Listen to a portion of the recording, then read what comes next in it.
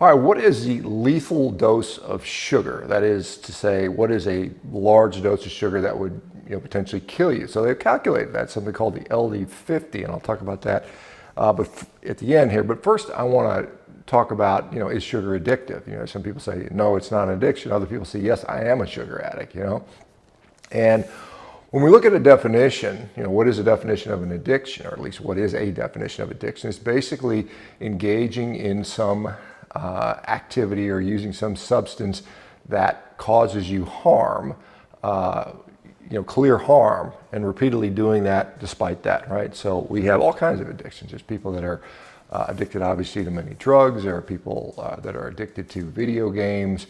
There was a case a few years ago in Korea where this couple couldn't stop playing a video game. Their child literally starved to death right next to them. That is an addictive type of behavior. There's clearly people that are addicted to gambling, sex, whatever. I mean, these things are there. So there's all kinds of accepted forms of addiction. And some people say, well, it's not sugar, it's processed food. And certainly there's people that are addicted to processed foods for sure.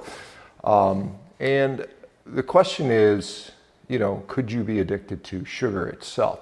And the people say, no, you don't see people going to the store ripping open, bags of sugar and, just consuming that like that.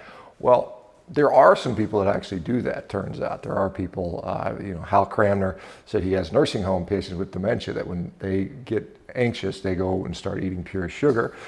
Again, dementia doesn't necessarily indicate sugar addiction, but you think about why don't people do bags of sugar?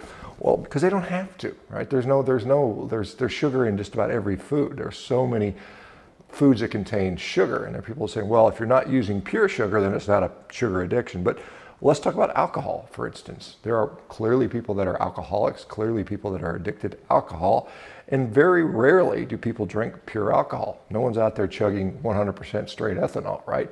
Almost everybody is drinking it in beer or something like that, wine or something like that. When we look at beer, well, what's in beer? Well, there's hops, malt, some kind of yeast, water. I mean, there's multiple ingredients in beer, mixed drinks, whiskeys, they all have multiple ingredients. They're not pure ethanol, so that you're not consuming pure sugar, therefore you can't be an addict is wrong. There are many foods that they would not consume. Who would eat chocolate if there was no sugar in it? Very few people, right? But yet there are people that eat boxes and boxes of chocolate. It is the sugar content that largely is driving that behavior, not the cocoa content or something like that, right? So in my view, functionally, there are people that, essentially are addicted to sugar. And what is the solution to that? It pretty much is abstinence, just like anything else. You wouldn't expect an alcoholic to, moderately drink alcohol. If they have a problem with this drug or food or whatever it is, they've just got to stop. They've got to abstain from that. And I repeatedly see people that will say, I am literally addicted to sugar. And many of them have had success by going on a full abstinence diet, which generally a carnivore diet is. There's no sugar in a carnivore diet of any type, basically. So anyway, what are you guys' thoughts on this? I know it's a controversial topic. I say, well, there's no human trials. Oh, let's talk about the LD50. So lethal dose, 50% of the population. So this is extrapolated from animal data because it's not ethical to do this study on humans. But based on animal data, the LD50 for sugar, is 13.5 grams per pound. So what does that work out to for like an average size 150-pound human? It ends up being about 4 cups of sugar. So if you were to sit down, as an average size person and consume 4 cups of sugar straight in, about 50% of the people potentially would die from that. Right? So that's not that much. It's conceivably doable. Obviously most of us don't, just like most of us don't consume the LD50 of alcohol, right? So it's there, it is poisonous in enough dose. And it's not to say, there's a lot of things water is poisonous, oxygen is poisonous in a high enough dose. But there is an LD50 for that.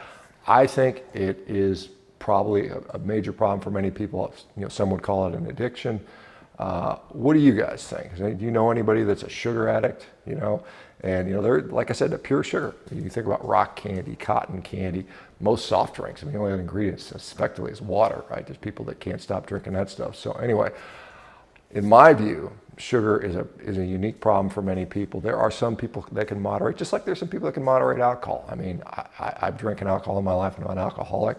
I've gotten drunk in my life and I'm not an alcoholic, you know, and so it's different. So anyway, I appreciate you guys' perspective on this.